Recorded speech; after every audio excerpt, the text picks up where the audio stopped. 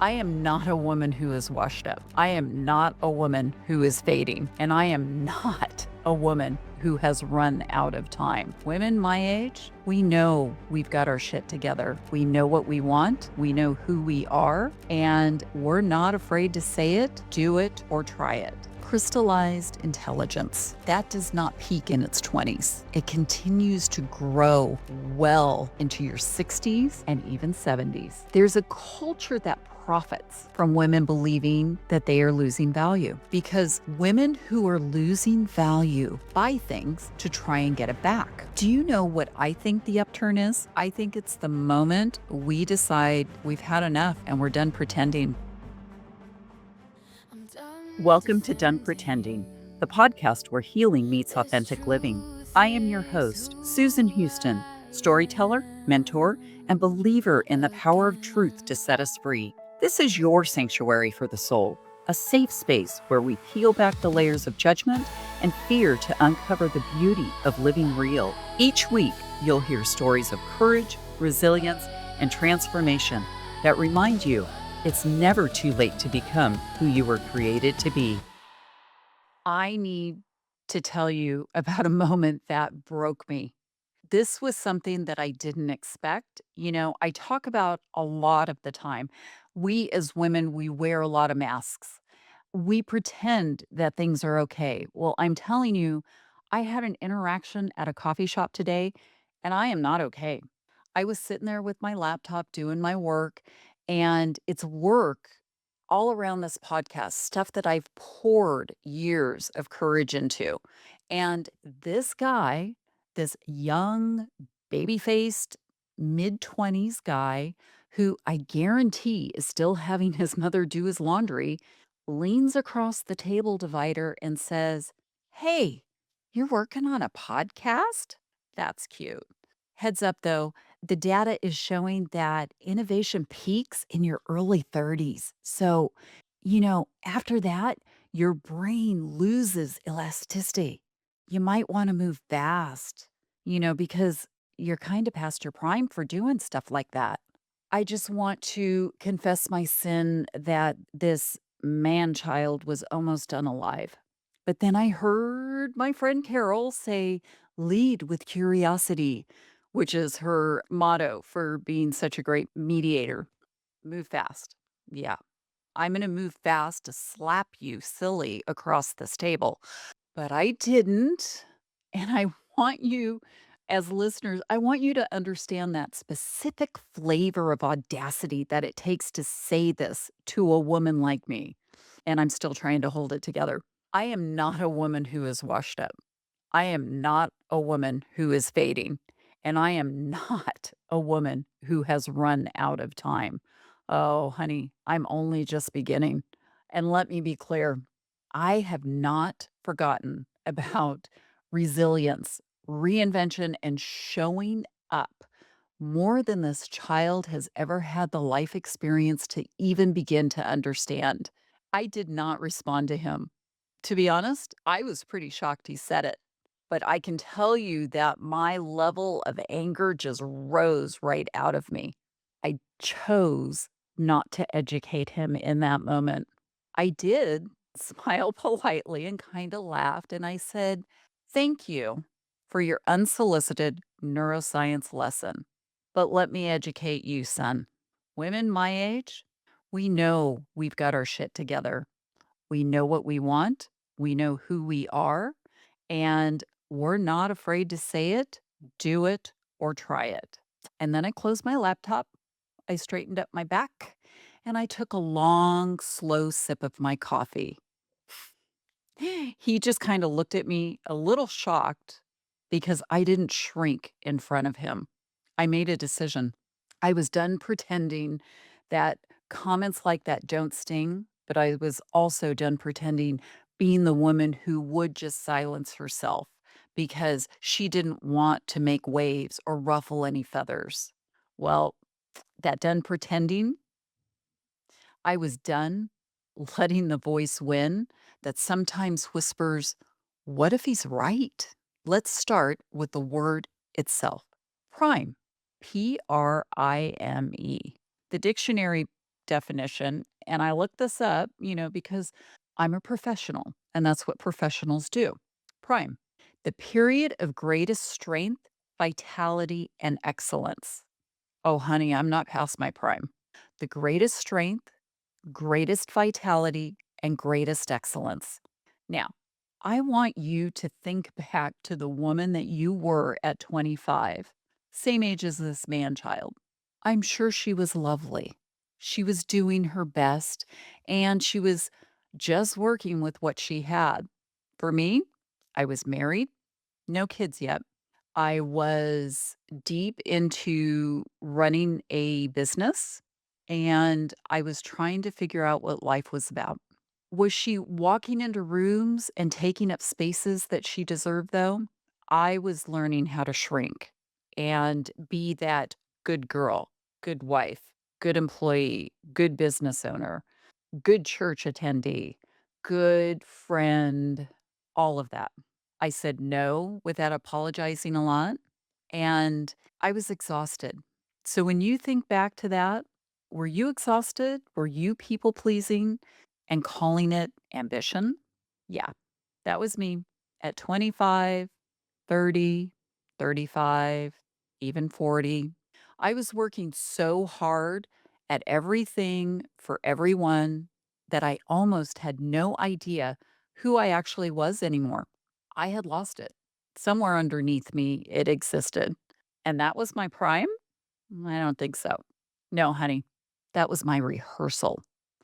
And here's what that little boy child in the coffee shop with his research and statistics and his completely unbothered confidence doesn't understand. That data doesn't measure wisdom. It doesn't measure courage. It doesn't measure tenacity. And it doesn't measure what it takes to rebuild the real you. It doesn't measure our life experiences and what happens to a woman when she finally stops caring more about someone else's opinion than her own truth. You cannot quantify that.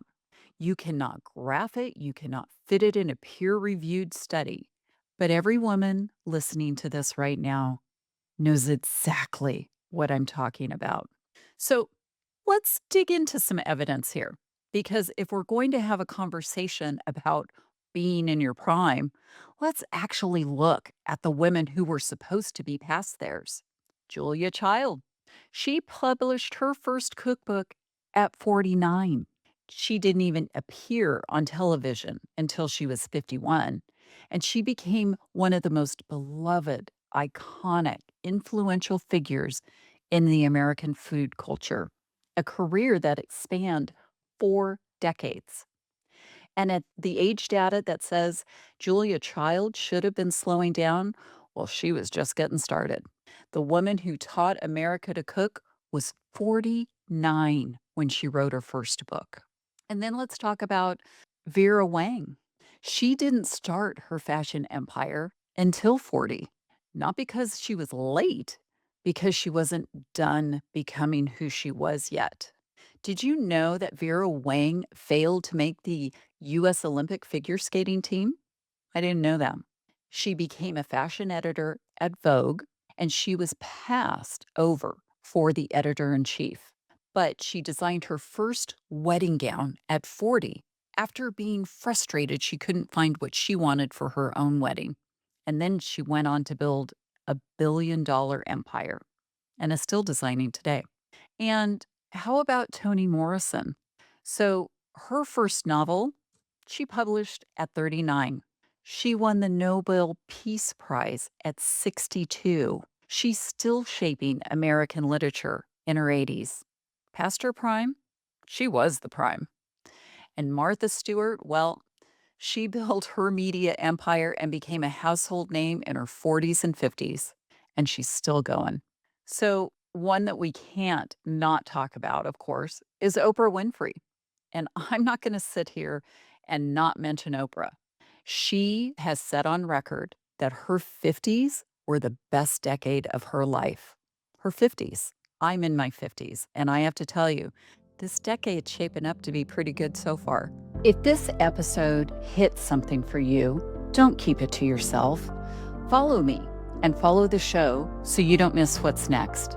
Leave a comment because I actually do read them, and share this with someone who needs to hear it, even if they don't know it yet.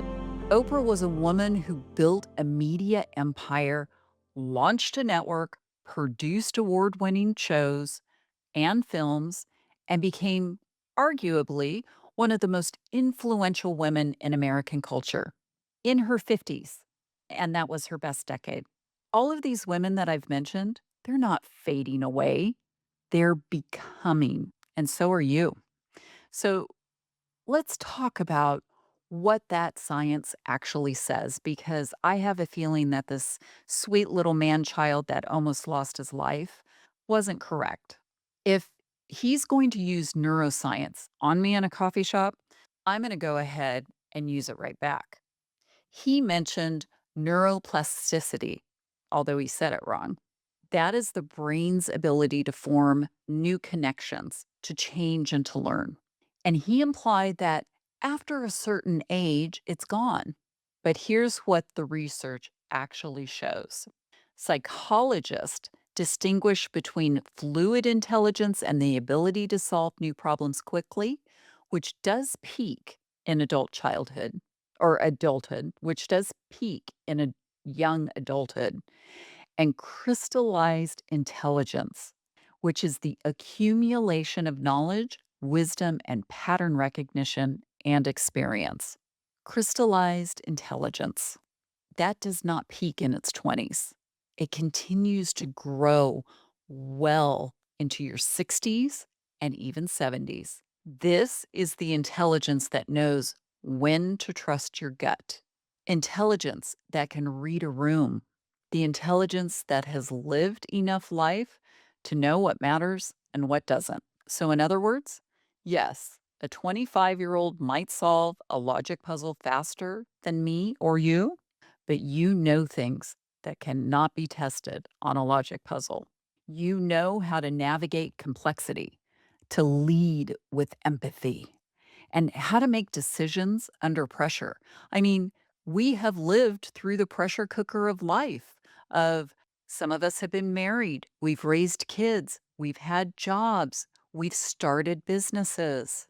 We know how to rebuild after failure or grief, and how to look someone in the eye and know before they say a word exactly what's going on. This is not a declining brain. It's a seasoned one. I love that word, seasoned. And there's more. We also have the happiness curve. And what that says is based on data from over 130 countries, it shows that happiness follows a U curve over a lifetime. It dips in midlife and then it rises again.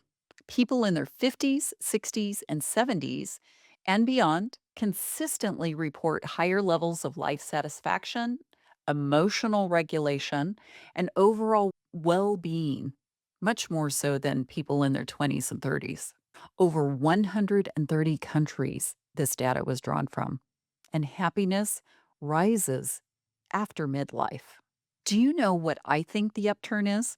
I think it's the moment we decide we've had enough and we're done pretending. I think it's the moment the exhausting performance of everyone else's expectations start to fall away.